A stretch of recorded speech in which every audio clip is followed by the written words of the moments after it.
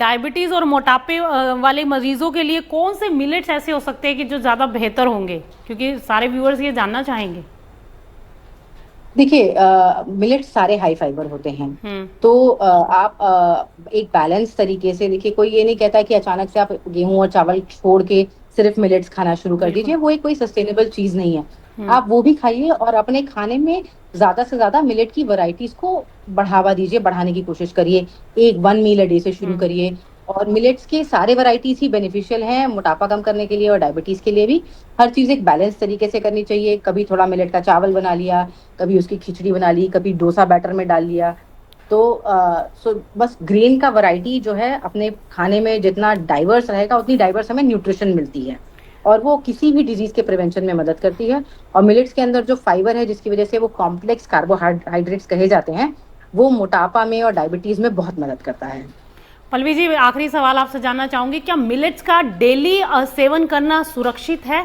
क्योंकि अक्सर ये सवाल आता है कि ये इसको डेली हम कंज्यूम कर सकते हैं या नहीं। जैसे आपने कहा कि क्वांटिटी थोड़ी थोड़ी इंक्रीज कीजिए, लेकिन क्या लगता है कि ये डेली इसको ले सकते हैं?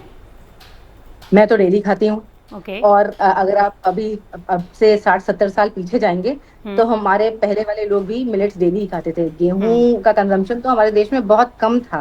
हम्म। चावल होता था, जहाँ जिन रीजन्स में चावल आसानी से हो जाता है, उन रीजन्स में चावल ज्यादा खाते थे। हम्म। मिलेट्स ही हमारी कंट्री के स्टेपल थे। हम्म। तो मिलेट्स खाए जाते थे। दैट बीइंग सेड, क्योंकि अब हम लोगों की आदत छूट चुकी है बिल्कुल। मिलेट्स खाने की, इतना खाने की आदत नहीं है। हम्म। और ये हाई फाइबर होते हैं।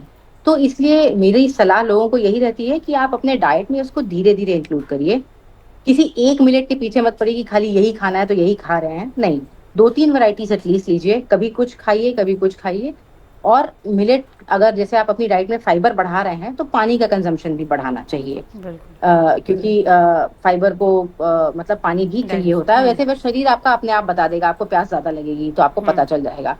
तो ये कुछ एक चीजें हैं जो ध्यान में रखते हुए हम धीरे धीरे अपना कंजम्पशन बढ़ाएंगे, तो जेनेटिकली देखिए हमारा शरीर मिलेट्स को बहुत अच्छे से पहचानता है। हम्म।